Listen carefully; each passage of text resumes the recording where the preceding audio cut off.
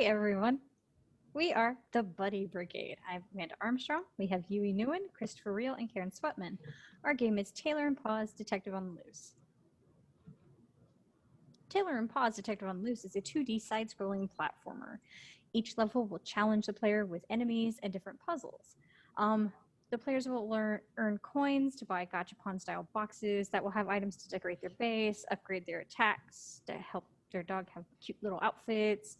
They can buy vanity outfits and hairstyles.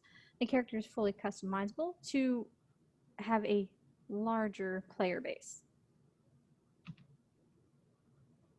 So you are Taylor, a detective, and with your trusty sidekick Paws, you help find lost items that have been stolen by the notorious Squirrel Gang. For our genre, it is a 2D platformer comparable to the Super Mario Brothers, and for our camera, we have a 2D orthographic camera that will have a position target locking system on the character as they move throughout the game. For our game vision, our audience and rating, our audience is 7 to 11 years old. From 7 to 9 years, kids have enhanced problem solving and decision making, and they also learn to experiment with things in their environment. From 10 to 11 years of age, they have the age of obsession, and that's why we chose our E for Everyone rating. I'll be talking about the gameplay mechanics.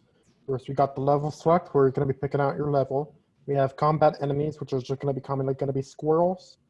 We got platforming challenges. We're going to have to jump from platform to platform. They're going to be bottomless pits. We got finding collectibles, whether that be accessories or lost items. You also have the ability to customize your base. The core player actions. This is primarily the core of the game. Is going to be a child detective platformer. The core loop is going to be picking out levels, attacking enemies, and completing platforming challenges, as well as finding collectibles and decorating your base. For the goals, we have the main goals, which are to help the citizens of Pinesview find their missing items and to defeat the Squirrel Gang. For our sub-goals, we have decorating the base, collecting clues, and completing missions. For moment-to-moment goals, we have navigating through the level, avoiding being defeated, and collecting acorns for upgrades. For feedback, we have auditory, which includes interactions, jumping, picking up items, and completing a level. For visuals, we have leveling up, getting hit by enemies, and fainting. As you can see from the GIF below, this would be what the player would react when bumping into an enemy and getting hit. And lastly, for haptic feedback, we have getting hit by the enemies, boss stomping, and low health, which would all be delivered through the vibration from the Joy-Con controllers. For our platform, we chose the Nintendo Switch. We feel like based on our audience and rating, this would be the best platform, as kids from our age range can take it on the go when they're with their parents, or they can play at home. It has easy accessibility for their little hands and a smaller screen for portability. I will be talking about the Switch control scheme. Left trigger is going to be duck, right trigger is going to be shoot. The plus and minus buttons are going to lead to the menu. Left stick is move, right stick is aim. Y to interact, X to pick up, A and B to jump. The directional pad is going to be barking in that direction, and except for the bottom one, which is going to be pet.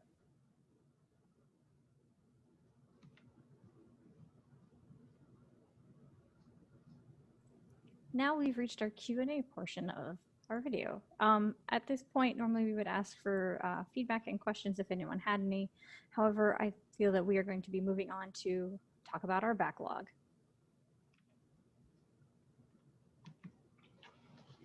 All right, so first up we have our game theme. This is a play pretend where the player gets to be a detective, and they are finding missing objects for their friends within their neighborhood. And to do that, they have to defeat the squirrels to get back the items. And you can also spend time with your best friend, Paws. For the game mood, it is whimsical, cheerful, and has a gratifying effect. For the head-up displays, we have the main menu, which has the various options that you could select to go into the various aspects of the game. Next, you have the base HUD, which includes the general base where you can direct to select the missions. So change the appearance of your player character, or to go into a shop and buy various upgrades. Next, we have the customization HUD, which you can choose between Taylor or Paws and equip outfits, hats, or colors on both of them. This is a general HUD for our gameplay, which you can see how many acorns you collected, your water gun level, the number of barks that Paws has, and then the main objective, which is the object that you're looking for. And you can also see your player's health. This is the pause menu, which is kind of similar to the main menu, but you can have the options to restart a level or to go back to the main menu or just quit the game. All right, so this is our UI layout for the gameplay. In the middle, you'll see a box that tells you the position targeting. This will be the main area of focus for the player. In the corners, we have all different types of things. We wanted to make it very easy for the player to understand their health, how many acorns they have, how many water squirts they have left, and how many barks. We also wanted to make the missing object a focal point in the right hand bottom corner. That way the player always knows what they're after. And then for the pause menu UI, we wanted to make it very easy to understand for our age range. And we also wanted to make everything easily accessible for the Switch's touchscreen. The key systems, we have the world system, platforming, obstacles, backgrounds, collectibles, and area maps. We have the character system, customization, change the outfit, hair, color, or pause, the inventory system, acorns, the water tank, the health system, 4 hearts, movement, and combat. Now we have the combat system, where it has the water gun, the enemy types, the health, the healing items, and the power-ups.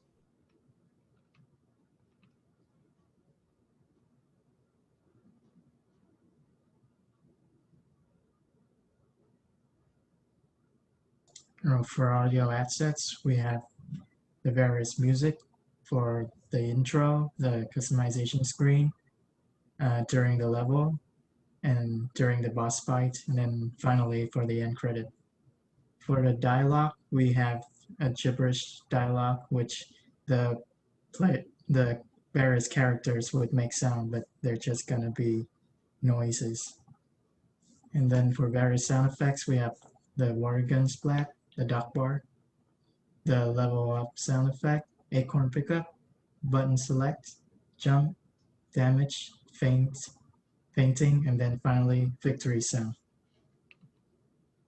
For our car object mechanic breakdown, we do have the player character, which is a customizable player avatar. It is the main character. It will have animation. For the water gun, it is an object that shoots water, and it is the main weapon of the player. This one will have animation as well as idle animations. For Paws the dog, we have it as a faithful canine companion, and this is your secondary weapon. This will also have a pet option. And then for acorns, it's a collectible that's dropped by the squirrels and laying about. It is collectible and spendable. For our 3 enemies, we have your fast squirrel, which is a 2-foot tall squirrel that blocks the player's path. You can't walk past it. It will actually knock you back and take away your health. It does have different animations, an idle animation, move, hit, stun. We have your spy squirrel, which is another 2-foot squirrel, but he's in sunglasses and a suit. He throws items, and he has various animations such as idle, move, attack, as well. Then you have your squirrel boss, which is a 3-foot fat squirrel who holds the key to unlock a section of the mission board as well as the missing item. And he has various attacks for idle move as well. Now we have water balloon. A balloon full of water used as ammunition. Its role is a collectible and ammunition. The states we have it are idle, rotating, bobbing up and down. Collect, flies towards the main character and shrinks down till you can't see it. Projectile, moves in an arc while slowly rotating. Hit, water explodes out of the balloon while it pops. Attributes add 50% to the tank upon collection. And we also got platformings. Floating hunks of land, or some part of a tree.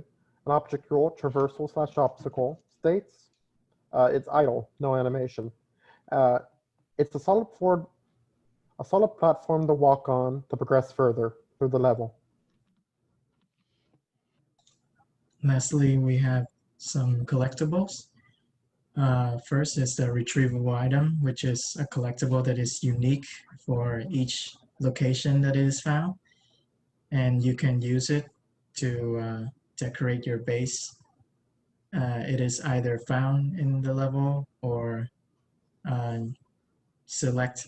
collected from the boss when you finally defeated them. And it has a yellow glow, so it represents a rare item. So the player can feel a sense of achievement after collecting it. Next is pine cones, which is a projectile type weapon thrown by the enemies. It is thrown from the spy squirrel since it has a range attack and it deals 1 heart damage per hit. Next, we have the heart, which is a collectible that regenerate 1 heart point for the player character. And yeah, that's pretty much what it does. The play time, it's going to take 30 to 90 minutes. For level mockup, this is just one of the beginning levels. As you can see, it does have platforms for the character to jump on, as well as all the collectibles placed within the scene. The yellow star at the top means that that is another collectible that you can get to. That would be a customizable option either for you, for Paws, or for the base, just depending on what you collect.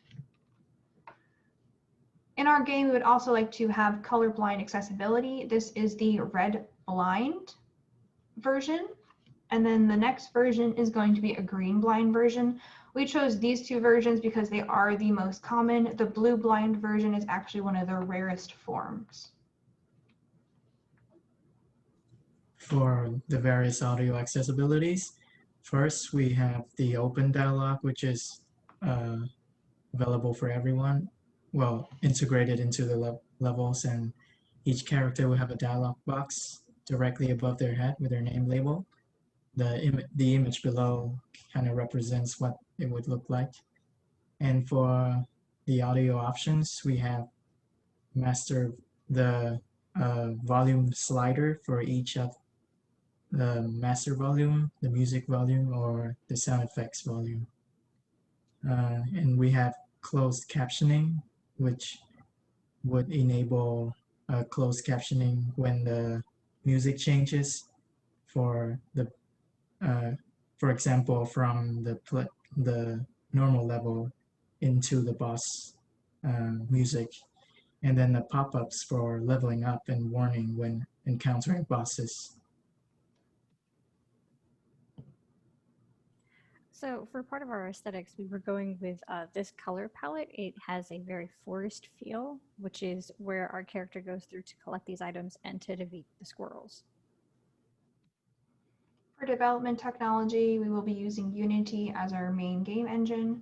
We'll be using Substance Designer to create tileable 2D textures, as well as Adobe Photoshop for different types of visuals.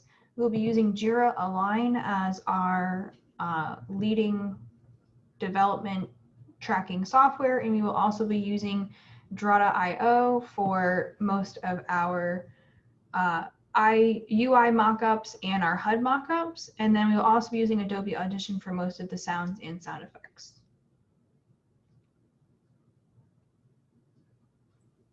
And that was our awesome game, Taylor and Paws Detective on the Loose. We hope you enjoyed our presentation and we look forward to hearing from you.